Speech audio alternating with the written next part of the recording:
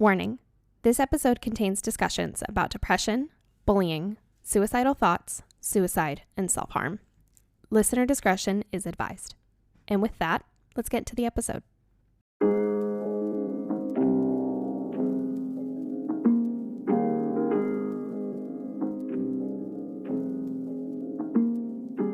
Hello, everyone, and welcome to Spoilers. Obviously, I'm your host. Obviously, Obviously, it's Joel. Obviously, today with us, if you couldn't tell, Bad Boy Moon.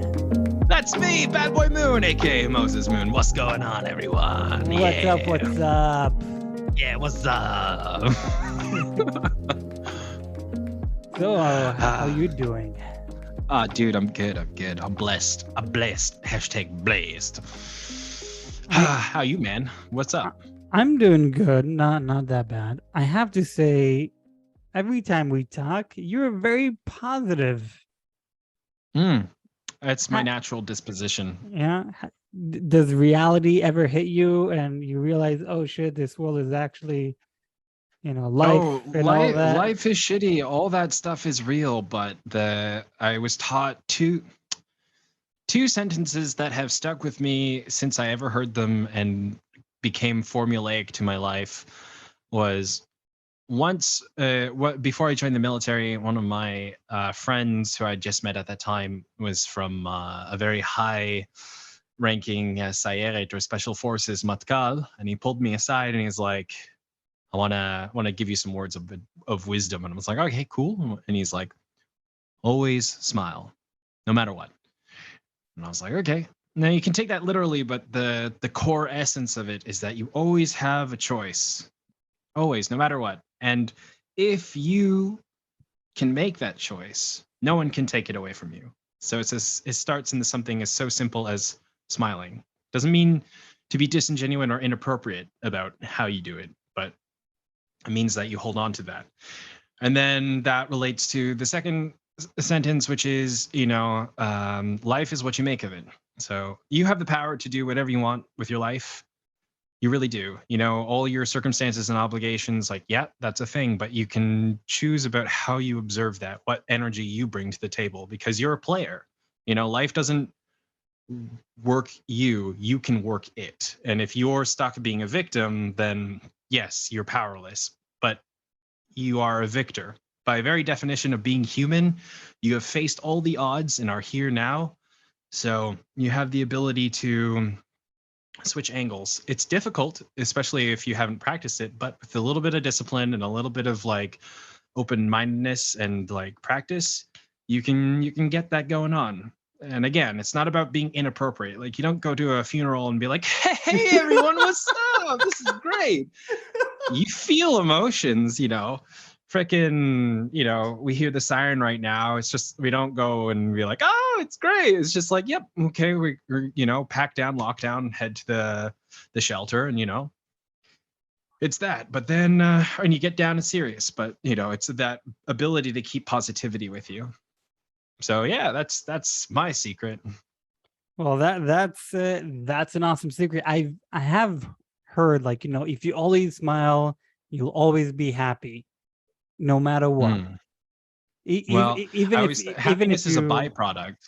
Well, yeah, but no, that they say, even if you're having a bad time, try to smile, and then it will change the whole mood. And I don't know. I'm cynical. I'm like, fuck this life. It's okay to be cynical. You need pessimism. If you don't have pessimism, then you don't have expectations for problems, and you can't deal with them or prepare for them or prepare for them. I don't believe in expectations, because if you expect something, you will only get disappointed. Therefore, I expect nothing.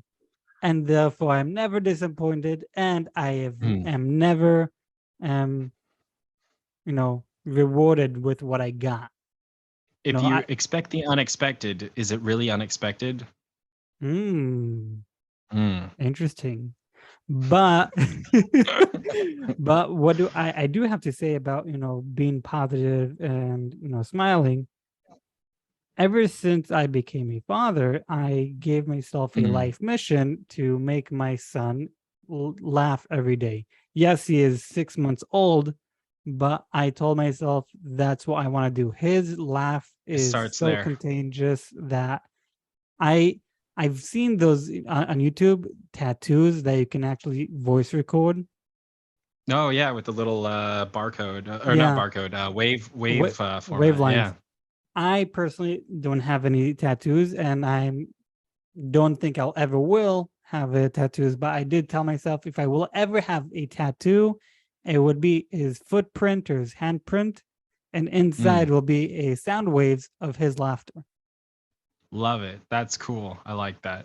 So that is my positivity when it comes to being happy and smiling and all that. It's all thanks to him. But when it comes to me personally, yeah, it depends on the day. Some days are, fine, okay. And some days, like, I guess I just want to die today, but, I'll just Yeah. continue on living and suffer like everyone else. Well, one of the truths of Buddhism is that life is suffering. I don't personally adhere to that. I think life has suffering, but I think it, as a universal truth, it's pretty solid. Yeah. No. But I mean, hey, you could be the difference.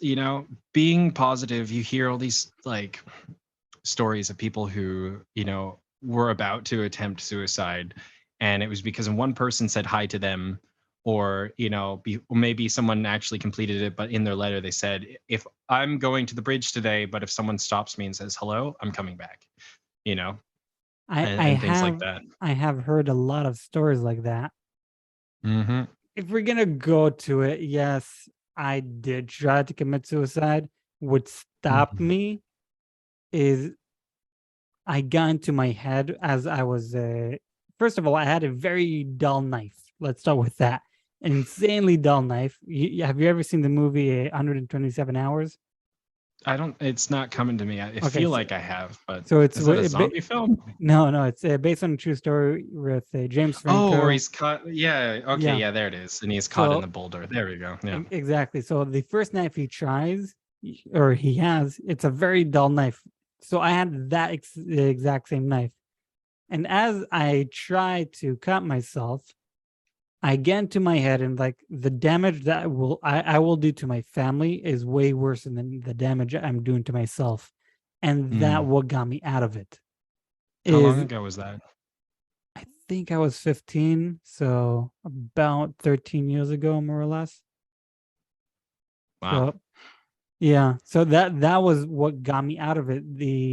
Because I noticed I'm being selfish to other people. Yes, I'm hurting right now, but this is not for the rest of my life, and I can get help.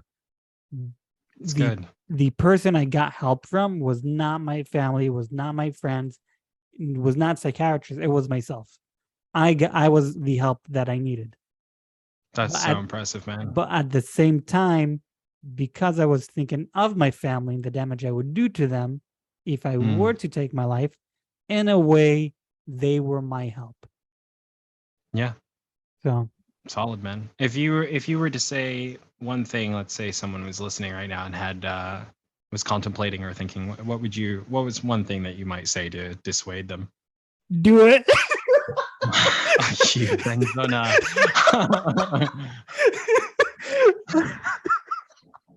Having a serious moment. I had to. No, seriously. What would I tell to that person? It's not worth it. You're not alone. Yes, you might feel you are alone, but you're not alone. It is okay to be alone. It is okay to feel alone. But at the end of the day, you are never alone, even though no one is there to support you. Right now, no one is there for you, but you are always there for yourself. And the people that you grew up with and will grow up with, and the life you will bring afterwards once you're married or have kids, or if you already have married and have kids, the life that you have with them is way better with them than without them. There's a reason you brought those kids to life or will bring those kids to life. There's a reason you are alive, and taking your life is, as I, learned for myself, it is selfish. It it might feel like it is the right thing to do, but it's not, and it's very selfish, and it's unfair to the people you will hurt later. You will take away the pain you feel right now for yourself, but you will inflict a bigger pain upon other people, and that is not right.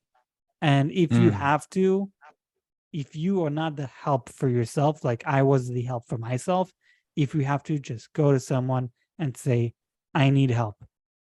Yeah. I need it. Whatever it is. I am depressed. I am being bullied. I have been raped. I've been whatever. And be Whatever. honest about it. Like, Yeah. don't just say I need help. Explain the state of where you're at, and then like I've already or I've been contemplating this. Can you help me? Exactly.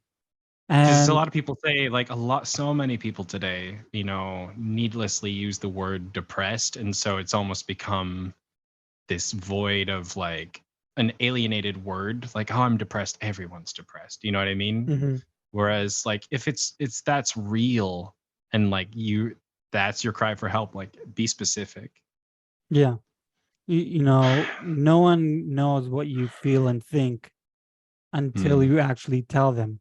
They might not understand it, they might will, but no matter what, even if they did go through it, they will never understand what you're going through. Everyone's And battles their own. exactly. And it's not shameful to ask for help. Absolutely.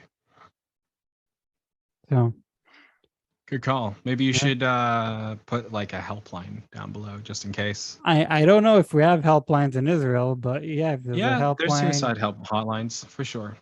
yeah, sure. If there is Eh, any, so I'll put in the link below. That is our deep conversation. Be very, mhm. very fucking deep.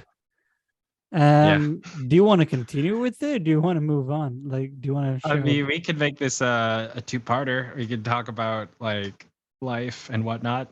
Yeah. I'm down. I'm down for anything. Like, I was gonna ask, when you were getting out of your own head, who did you eventually reach out to, or let know of your circumstance in your family, No or one. outside? No one. I didn't tell anyone. I I was the person who was ashamed of it to come for Mm, help. I was. Um at the same, well, I have to say, I I also did not leave a note.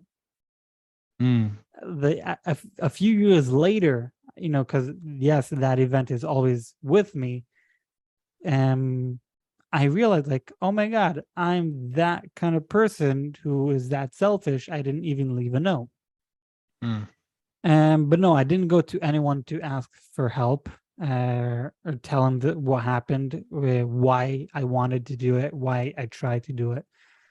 mm. I I accepted that I am going through something, and I Yeah. tried to help myself rather than asking for help.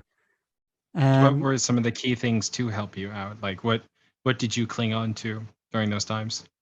my family. My family means the world to me, no matter what Mm, situation we are in, were or will be. They were always like, I grew up like, I'm the fourth child out of six. yeah, So that's a lot. we, yeah, it's a lot. And we all, like, pretty close to each other by also by age, Mm, the one, I'm number four, so the one who is above me, he's 2 years older than me. The one who's under me is 2 years younger than me. So like, we all very close to each other in age and whatnot. mm. But yeah, that what helped me, and I cleaned on to it. Family, and hurting them is way worse than hurting myself. Yeah. Does any of your family know at this point? Well, my wife knows, yes. I think I did tell my parents, and I at some point, I think in my 20s, I told them. and the reasoning why I did it. They obviously did not know, but I also like I didn't get any serious damage. Again, I had a very, very dull knife. I felt so depressed and so empty that when I was using the knife for myself and cutting, I finally like I felt pain. I felt something like when you're so depressed, you're empty, you feel nothing, and Yeah. all of a sudden you feel like that pain to me at the same time was so amazing.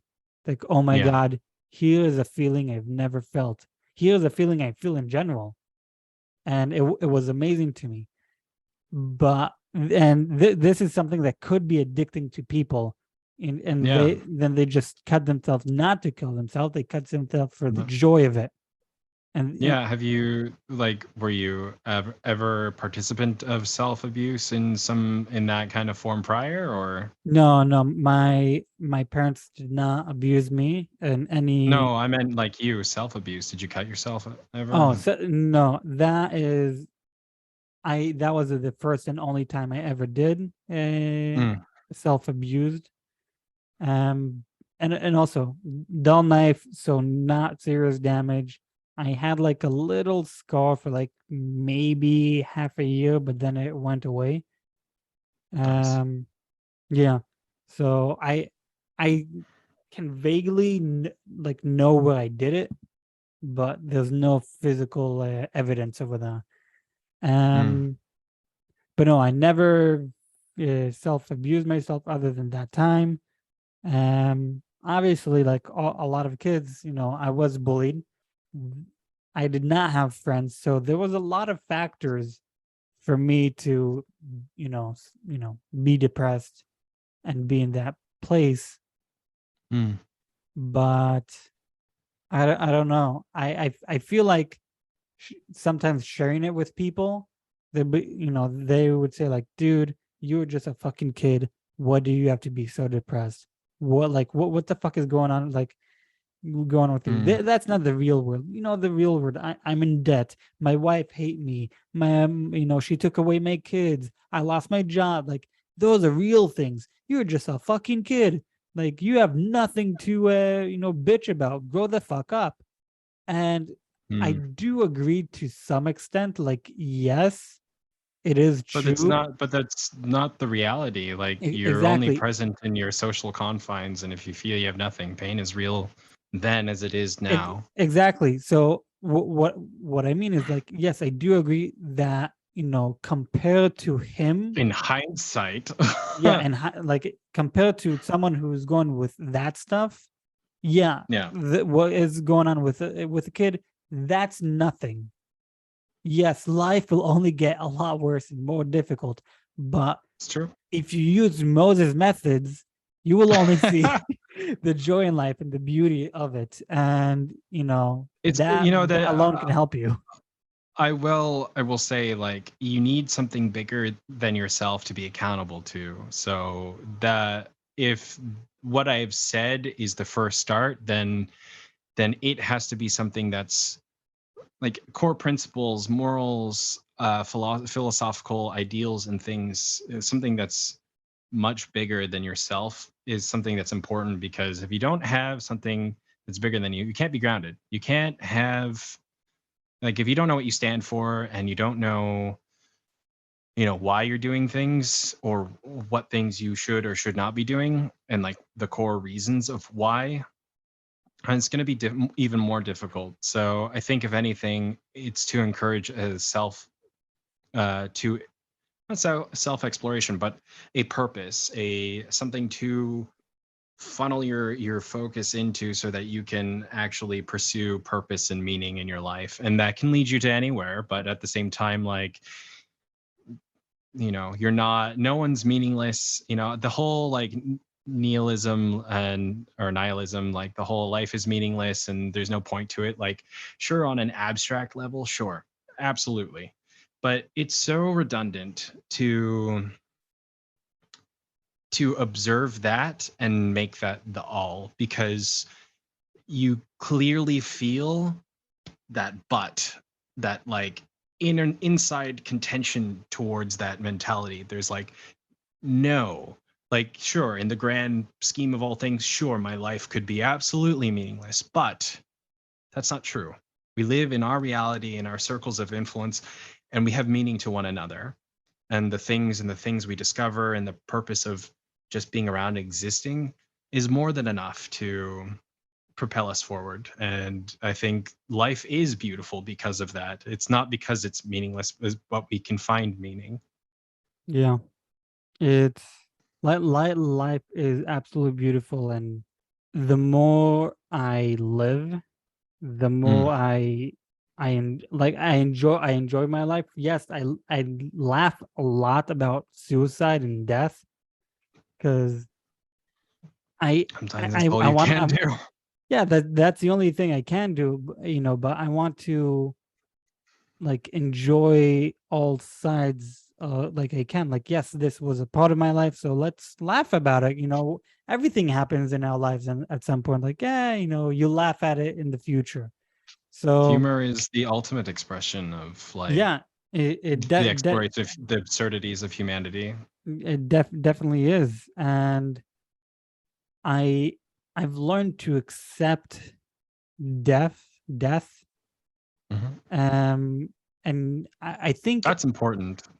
like I think also not fear it. Like Mhm. I did get into a conversation last week, I think, with a few coworkers, and we were talking about religion and death. Mm. And I basically told them, like, in Judaism, we don't believe in hell. And Mhm. like, I asked them, like, why are you so afraid of death? And they said, well, what will happen to me? Like, you won't know what happened to you. You're afraid of dying.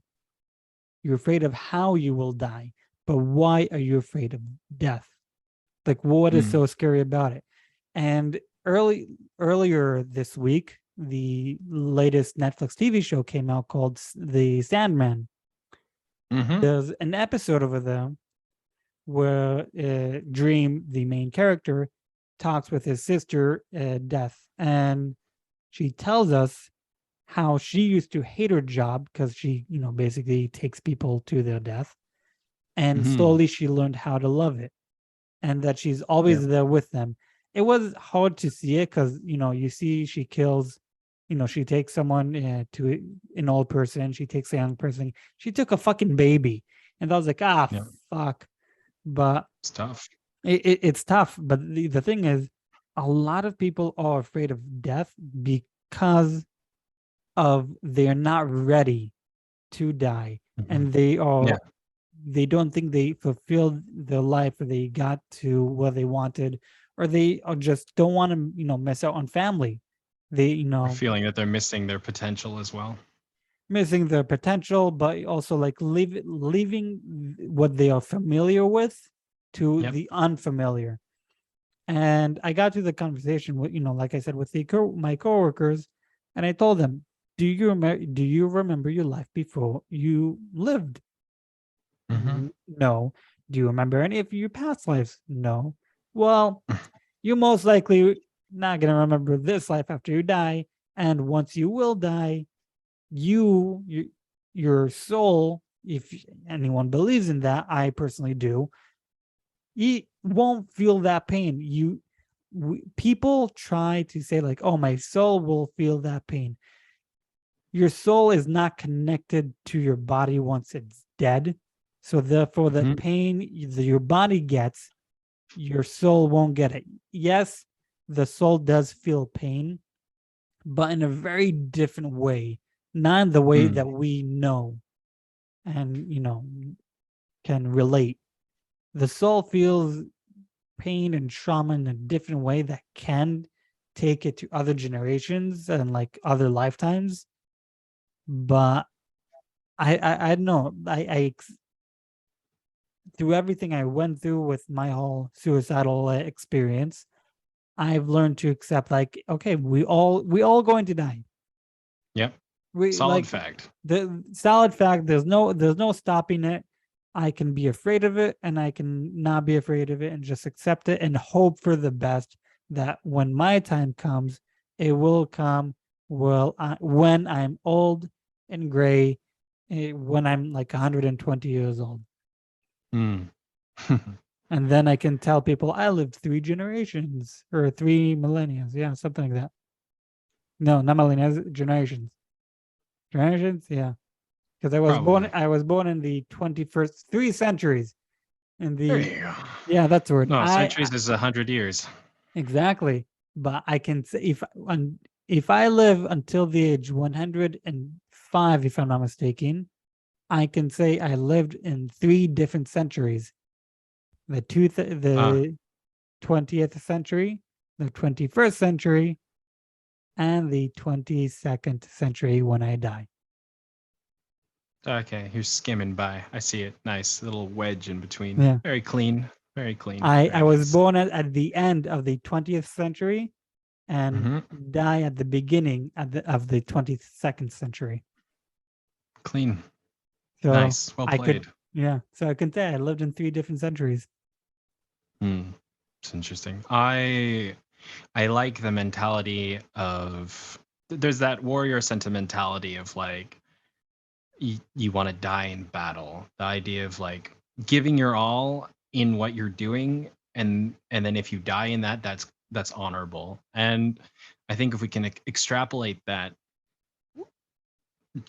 metaphorically, life is battle, life is war. And are you at this point giving your all to whatever? What is your 100% that you're giving? And then should you fall in that, can you be satisfied with the honor that you were given it, you know? Yeah. Were you reaching out, making connections? Were you upholding the your own boundaries and the boundaries of others? Were you a foundation and support in raising your younglings or others around you? Were you know were you able to be generous? Were you able to be self-sufficient? Were you able to mitigate your fears and be courageous? I think bravery has many faces, and I think it's an important one, especially when in the face of our mortalities. And being able to greet death as an old friend is a very important character to learn to embrace. So I fully like nod in my head, like, yeah, when you accept death, it's a beautiful thing. I think if you cower in front of it and live your life in fear, it really hinders your ability.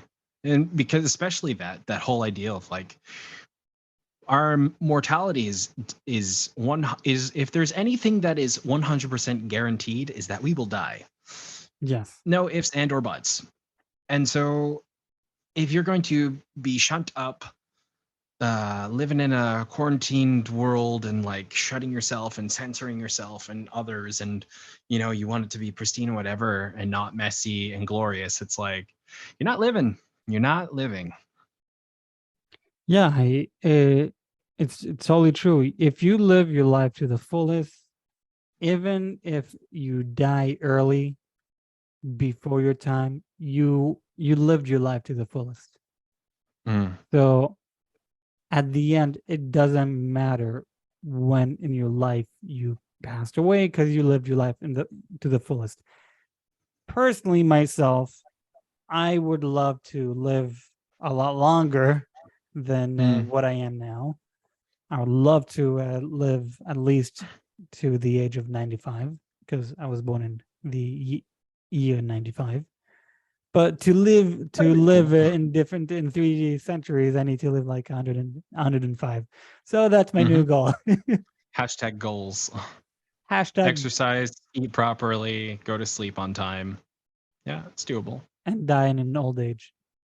Yep. Which is very interesting because nowadays you can see people are actually younger, but at the same time die a lot later.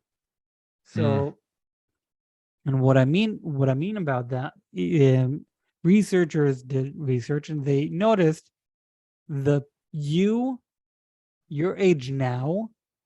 Okay, yes, your age now. Go basically to when your father was the same age.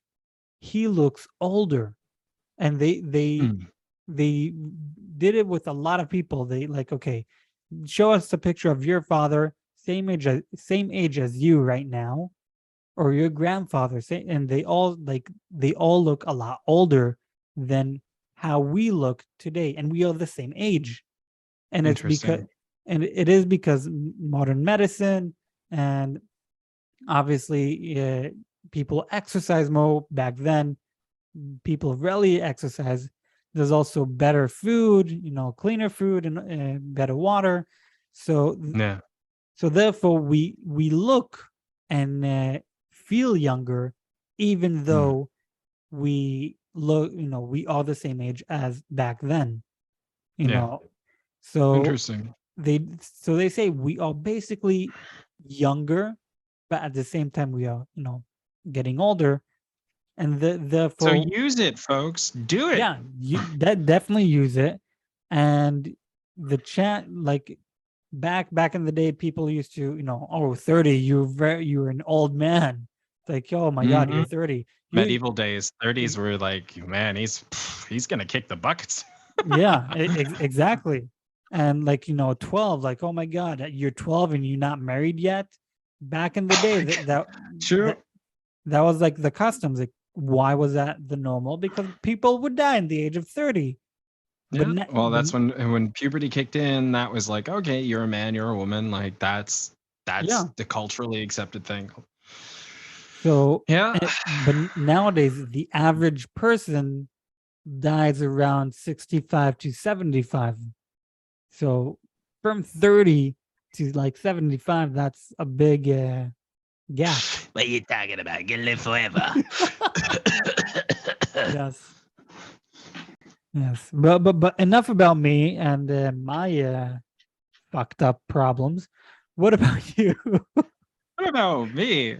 Dude, that was beautiful. I think that was a really like I think it's important to be able to share these things, and now online these days it's all the more important. People need to hear these stories. Like everybody is dealing with stuff. I had hard times, but I never turned to suicide. I never turned like again, like my principles is that I hold myself to something much bigger. So for me, what's bigger? What could ever be bigger than my faith? What could ever be bigger than God and his infinite existence? And I am of the particular belief that he is a good and just and moral God, and that he does have a particular interest in my life, a personal desire for me to do the best and be connected to him, because God is outside of space and time. He sees all my life choices, all what is and ever will be, just because of the natural state. And so, in an influx of multiverseness, like, yeah, I think I could go anywhere, but and the choice is mine, and I could make anything happen. But it's already been known to him. So I think the best thing is to, in my case, is to surrender hubris and ego and receive the principles and the guidance and the desires that God has for us. So a few years ago, number of years ago, this was around 2012. I was a youngin, but I found the love of my life at the time, and we had agreed that we should be married and all would be good and golden. And I was also in the army at the time. And just at that moment, I found out that she was cheating on me, and that she like cut connection 100%. Like I tried to win her back, but she wasn't having any of it, and there was a lot of bad mouth about me at that time from my family friend circle. So a lot of them just shunted me out. So I had my love of my life, my friend circle, and her family cast me out. And then in the army on the other side, there was drug issues in our unit, and a few of us didn't feel it was very safe to be with these guys, and so we had to make a report. And somehow I became the scapegoat, even though there was more of us. And so everybody who didn't agree with that, uh, started targeting me, and the guys who were with me just turned their backs and were very quiet. And so I was very much abandoned on all fronts. People were stealing my gear, writing Malshin snitch above my bed, and like wouldn't show up for their shifts and would try and fuck me over every way, left, right, and center. Uh, they'd pour like soap in all my bags, so my personal bags and stuff. They would, do all kinds of shit like that. And that was very, very rough.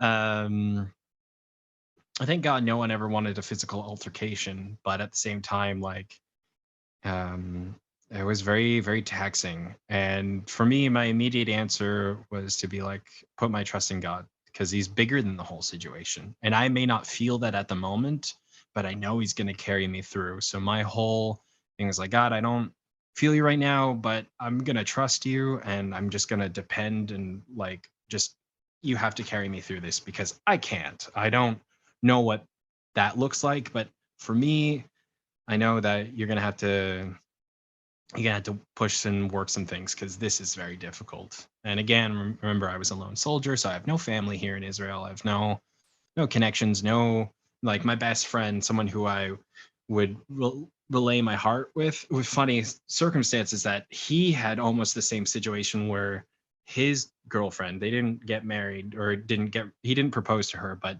she cheated on him. And so in in a funniest circumstance, there aligned a few things. So someone who I wish I could share my heart with wasn't able to, and I didn't tell him because he knew what was going on in my life, but I didn't depend on him for wisdom, and because I knew that he was in pain. And the funny thing is, I find when you're in the worst of the worst and you're stuck in a rut and emotionally deprived and unable, a very helpful tip that I've stumbled upon is to stop focusing on yourself. Stop trying to, especially if you can't, stop trying to fix everything and try to help other people. When you take the self focus and invert it outwards and start helping others, you get also a sense of perspective because other people are hurting. Other people are totally in other places as deep or worse than you. And it allows you to disconnect because you're doing something positive. Like volunteering at a food bank, going into doing volunteering of some kind to just sit there and listen to your friends. Doesn't mean that you store up and bottle and be like, oh, like, you don't know half of the stuff I go. Like, when your time to share is there, it exists. But if you can hold on just a little longer and allow life to flow, you know, there's many things that you can do, even if you feel powerless. So for me, though, through that time, that is what I relied on. It was my faith. It was the circumstances of trying to help others. I was in the army, even though my unit at that point basically abandoned me. My focus was still the job that I came to volunteer for, was still to serve Medinat Israel, the land of Israel, because I have a job to do. So I had purpose, I had drive, I had something to hone me and my focus. It's not like I disregarded my emotions, but something that was miraculous, almost in a vision-esque, was that my troubles were fragmented and put into like treasure chests and buried in different islands. And metaphorically, I understood that when I would get to those islands along the road of life, that I would be able to uncover those treasures, the broken bits of my heart, and restore them and recover them or deal with them. There are many various beautiful metaphors, that of the forge, of taking metal and melting it, refining it, scooping off the impurities, and then having it worked by the smith. And that can be very harsh because the smith heats things up and then beats the shit out of it and then forms it into something useful. That of the clay, or a broken vessel that is smashed and crushed and then soaked in water and then re-pottered into something that's useful and beautiful. Or even that of Mitsugi, which is broken pottery that is restored together by golden lining, that there's beauty in the broken and that you still can be useful. So all these beautiful imageries and poetry that were things that I clung to along the way or learned along the way. And my suffering did not feel in vain, especially because, again, when you have that outward focus, you can take the lessons that you're learning and share them with others and help them. And that feeling is inexplicably ground shifting for, at least it was for me, and I always recommend it. So that's a little snippet of my life and some fragment. That's very fuck, man.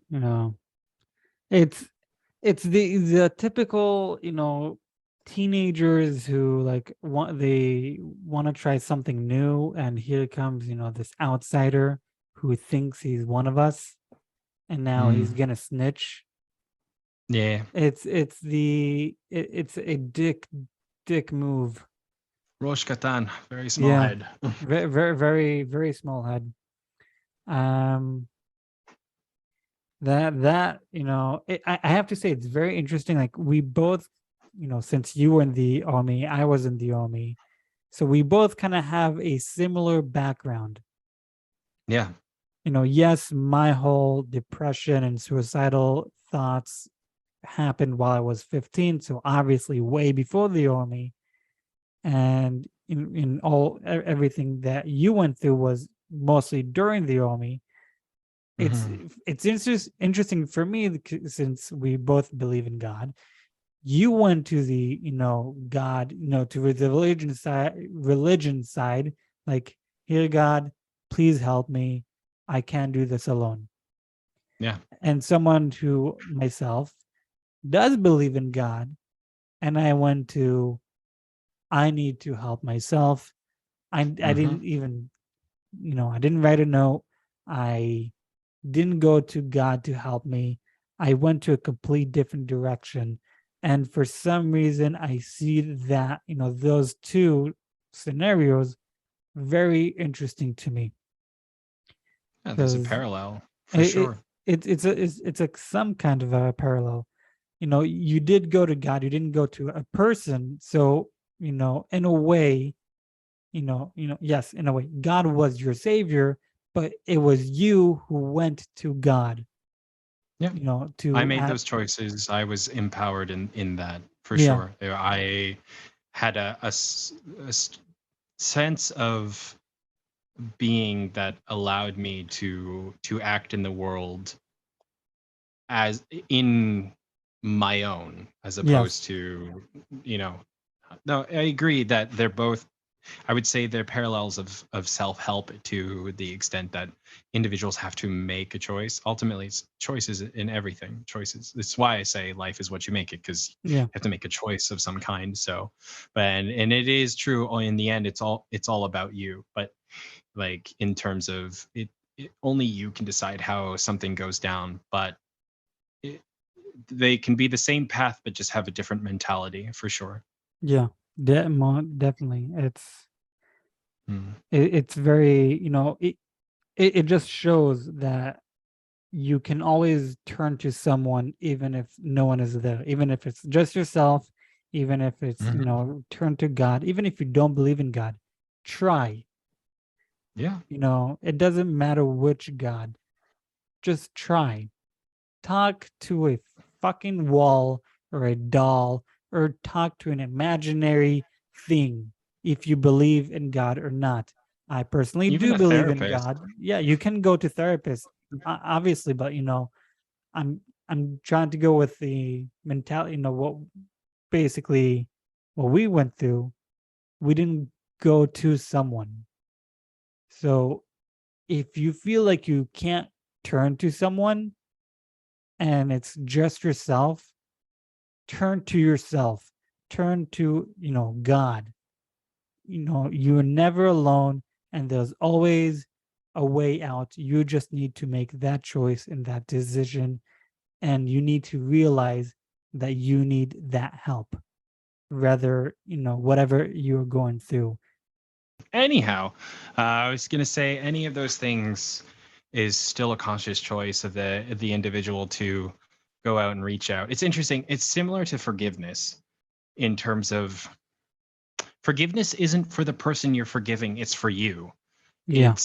It is the thing that releases you from the burden of that person's weight in your life. Similarly, reaching out for help is not you extending your arm and reaching and grasping for someone else to lift you. It's actually you lifting yourself up out of that situation via the ideal or the metaphor or extrapolation that that thing, person, ideal that you're reaching for is the thing lifting you up. But it's the beginning or the first step in actually, one, self-realization, and two, coming to terms and or dealing with things, because in the end it's only you that can do those things. Therapists are very much mirrors. People in your life are mirrors, and the way we interact with them subconsciously pushes us back and forth to an exchange within ourselves, and we may not fully realize it. You know, it's why the golden rule, treat others how you want to be treated, is a reflection of, you're actually just treat people how you treat yourself. Yeah. You know, and it's interesting, sometimes we have this weird actual dual dichotomy of like, we treat people better than we treat ourselves, and so then it has to be this reverse reflection of like, treat yourself how you would treat others, and then that's a different ideal. But at the same time, it's very relatable and very like, yeah, you actually deserve to treat yourself much better than how you actually have, and then so on and so forth. But all that to say is, pull yourself up by your own bootstraps. Yes, definitely. Pull yourself by your own bootstraps. Yeah, this is a tough conversation. Was not expecting to get to this type of conversation or this deep and personal. Yeah, man, I'm very surprised, but I'm always open to such things. I'm really grateful that we've been able to talk about this. It's I think it's really important, you know? Yeah, it definitely is very important. And like I said, it's never, what did I say? It's never shameful to ask for help, or even personally for me, years later, talk about it again. Because, One day you're gonna have to talk about it again with your children, you know? And to some extent. And to some extent, yes. But, obviously, because it is a part of my life, I am holding on to it in some extent, which means, it's not, obviously, it's not doing damage, but it's still lingering over there.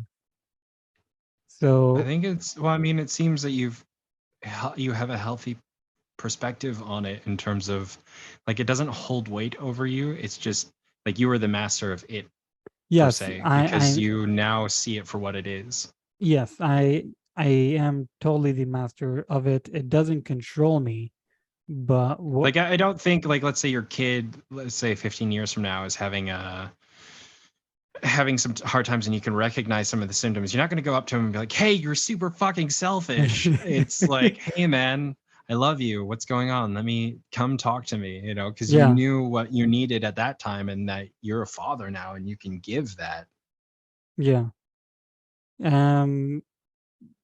Yeah, totally, because what I went through, and I was there for myself. I want to be there for people I care about,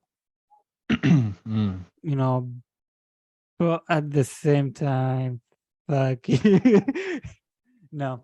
You have to have boundaries. I learned a really cool phrase through TikTok the other day, and I was really quite surprised of how solid it was. People are allowed to get hurt on your boundaries. Yeah, I guess. Let that sink in. It's super important, like, why do you have boundaries in the first place, right? So they won't piss me off. Yeah, that, and so things are healthy. And if someone doesn't like your standards or boundaries, it's like, too bad, man. I'm sorry. Like, I can't go there. Like, you can be empathetic and caring. Like, let's say I have an interesting weirdness where some people in my life, people who I've met and people who have to be in my life, are fairly narcissistic, and they are very hard people to deal with. So I've learned that it's okay to disappoint people, especially if they have false expectations and whatever, because you set up your boundaries, because you have to take care of this first, aka me pointing to my head, your mental health, before you can deal with anybody else's. If you're not in a place to help, quote unquote, minister to someone, then don't do that. It's not your job. Yeah. You know, there are other people who are more qualified. There are other people who, that's their job, and leave it to them. It's okay that you're not that position. I see many people, especially in families, dealing with like their siblings or children or whatnot. Like, yes, it's your responsibility to some extent to help facilitate a quote unquote safe place and or like a relationship, but it's not your job or responsibility to deal with a person's healing and or health, or healing and or happiness. Like, it's not that I don't give a fuck, but it's it's that it's not my responsibility. Your happiness, Joel, is not my responsibility. Yeah. I'm happy to come into a place, aka like this podcast, and have a conversation and facilitate a place where we can share in making happiness, but it's not my responsibility to make that happen. I don't have to call you up every day and be like, hey man, how you doing? You want to hear a funny joke I heard? Like, it's not my responsibility. No, you shouldn't feel responsible to help others if you cannot help yourself. And even if you can or can't help yourself, you should not feel responsible to help people in general. Yes, it is nice to help people, but don't get swallowed up to it. There You are have to know some, your limits. you need to know your limits. I know someone who loves helping other people, but then expect, well, I help them, so they must help me as well. Like, no, It's the wrong point you of. set yourself for failure, because yes, you are a nice person for being there all the time for everyone, but Yeah, they if your will not. expectation though is that you expect it in return, that then you're not actually doing it out of. If it's not nice, that's manipulative. No, but You know what I mean? no, but I not doing it in like, hey, I did this for you, so therefore you need, like, not even tell them like, hey, they need, for example, they needed me to babysit. I know I'm just saying something. So I volunteered to babysit. They didn't even ask for me to do it. So now when I need a babysitter, well, why didn't you come to me? I baby, like, Yeah. I help you, I scratch your back, you scratch, like, no, it doesn't work that way. So, like, yes, you don't need to come and announce like, hey, you didn't help me when I needed your help, but you basically hurt yourself because you expected people to help you just like you helped them. And yes, some people will notice that and will help you, but most people, let's be honest, they are selfish and they don't think about anyone else but themselves. So you helping them and expecting them to help you back is false expectations, and you only hurting yourself and no one else. Kindness is the charity of your wallet. Don't expect it back. Exactly. Fair enough. That's solid. Yeah. You mentioned when you were in the army and while you were doing guard duty, and they tried to screw you over by, like, you staying there extra hours and all that. I wanted to show you my story of when I was in the army. So I think I was on my last guard duty for the next 3 months. I didn't do a lot of guard duty, but when I did do guard duty, it was like mostly for a week. But anyways, I did guard duty from like 2 a.m. till 6 a.m. And my base was in the middle of the desert, so it's freezing, very, very, very cold at night. Yes. Yeah, and at night you need to be minimum 2 people during guard duty at night. So it's me and this other guy, and obviously talking, passing the time. But then comes the time when we need to switch. Someone else needs to switch us. And 10 minutes pass, no one comes. Half an hour pass, no one comes. And we're like, okay, like walkie with the. Do they not have the catcher, the radio? No, so we did have the walkie, and we talked with the Hamal. It's like, hey guys, what's going on? It's like, oh yeah, no one updated them, so they're in the middle of the fields, so we're gonna update them and blah blah blah. It's like, well, you kind of stranded over here like X amount of soldiers. It wasn't just us; it was like almost the entire base. No one switched anyone for like almost 2 hours. Fuck. Now, they didn't tell us that they did this on purpose or accident or whatever, but my friend, he's like, I'm going to search and find out what's going on. So he abandoned me, and I'm like, yeah, fuck you. And then comes the point where I really need to go to the bathroom. So my base, number 1 or 2? 2. Oh, but, yeah. Yeah.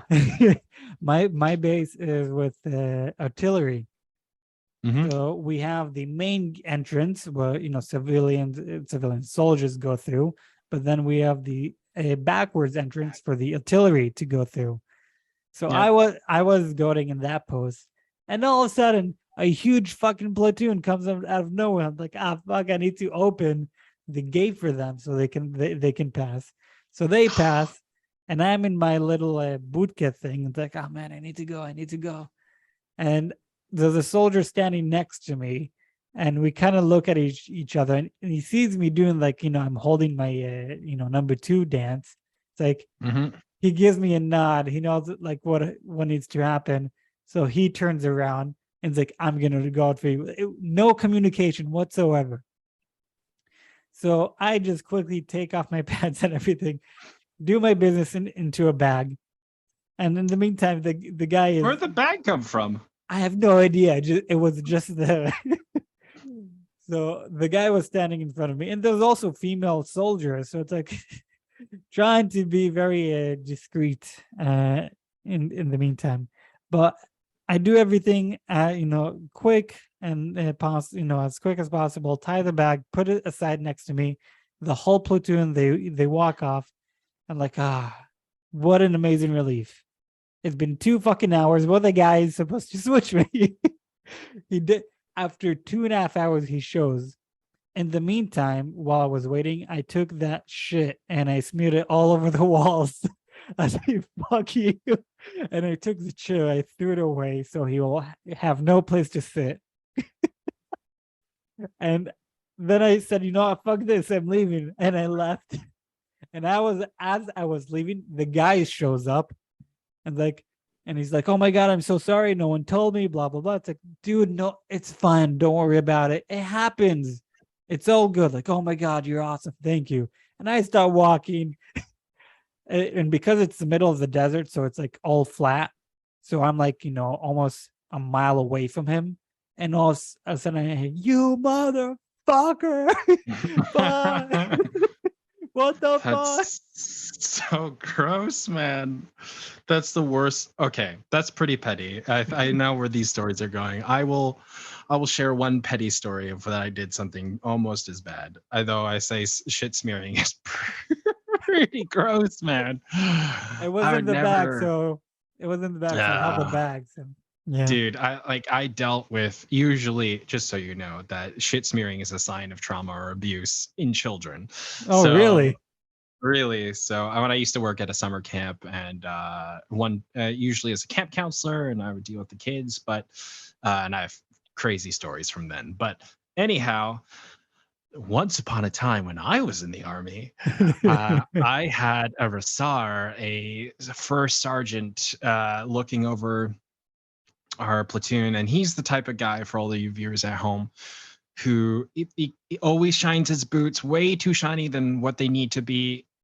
He makes sure that your shit is put together before you can go home. If you're not shaved enough, if you don't have permission for a beard, he will shit kick you, punch you, not actually, but like basically deny your like home leave or anything either until you get that shit sorted out, or like you're stuck on base. And in particular, Arisar was one motherfucker.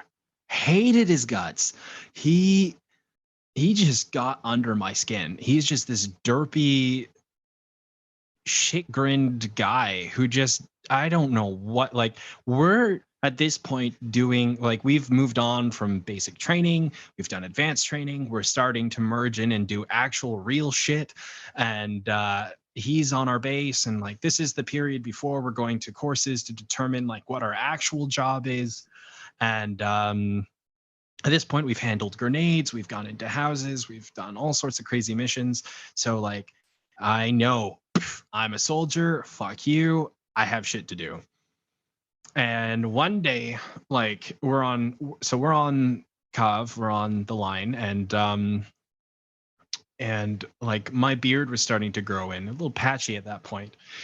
And like, I'd deal with it later, because like right now I got stuff to do. And the Rassar sees this and he's like, Moses, like, you need to deal with this shit. And I'm like, dude, my razors are broken, my shaver is gone, like I got nothing. And it's like, I'll deal with it when I like go later on. Like, I'll borrow from somebody. He's like, I'm gonna deal with that right now. I'm like, oh. So he comes back and he gives me his like whole shaving kit. I'm like, fine. So I trump off to the bathroom and I shave my face, and I'm like, it's not good enough. So I go into a bathroom stall, I pull down my pants, and I was like, I could have used a little trim down there. There's a little trim up the bushes, shave myself clean, make sure all my pubes were gone, especially in between the butt crack and all that. Gave it a partial wash, folded everything nicely, and handed it to him with a smile. And I said, thank you very much. It was a very good shave. And walked away. Wow. Dude shaved his face with my pubes. Motherfucker. Well, the difference here, you personally wanted to hurt someone who you have beef with. I basically wanted to fuck someone over who I had no idea who this guy is. Yeah, see, but the difference is the subtle approach. See, your subtlety was in the first 5 minutes. My Rassar will never know that he shaved his face with butt pubes. No. Oh my God. And that is satisfying. It is. It's that small revenge that you get that no one will ever know. Petty revenge, for sure. Exactly. The soldier could have thought, like, I've been in this shit bunker myself. Or it could be, oh my God, he smeared his shit over here. That shit was smeared over there for months. Thankfully, somehow I never got it over there ever again. Somehow it just happened. But yeah, that's hilarious. Oh my gosh. Yeah, but no, hearing your story, that's an awesome personal revenge that no one will ever find out until now. What's his name? Well, I doubt my Rassar. I don't remember his name for various reasons, and yeah, but every soldier's got a petty revenge story, whether it's to a fellow comrade or like, some higher up. Yeah. Oh my gosh. It was a good shave, though. I will admit his equipment was far better than mine in regards to shaving. So props to you, Rassar. Thanks for the cleanest shave I've probably ever had in my life. Well, and on that note, I do believe we are towards the end of the episode. I am glad we did get into this kind of conversation. And I'm also glad we are ending it in a good note, and a positive note, a funny note. Absolutely. So, yeah, very, very depressing immediately as we started. Not expecting it at all. I really did not expect. How are you going to title this episode? I think I'm going to title it Joel and Moses Contemplate Life and Death. Sounds good. Sounds good. I look forward to re-listening to this so I can nod my head and go, Yes. Definitely. Solid point, Joel. Yeah, but no, I honestly don't talk a lot about my past. Well, that part of my past, and it was surprisingly relieving. Well, It thank was. you for sharing it, man. I really appreciate that. Well, thank you for putting a gun to my head and making me talk about it. They don't need to know that. We'll edit that out, right? Maybe. Yes, obviously I'll edit it out. And yeah, thank you for sharing your side of the story. It's very interesting to hear, and it's sad at the same time because it's a dick move from other people to you. You know, I don't know. It's people are assholes, and I'll one last major sentence that will help you understand people and like understand a lot of things in life. Hurt people hurt people.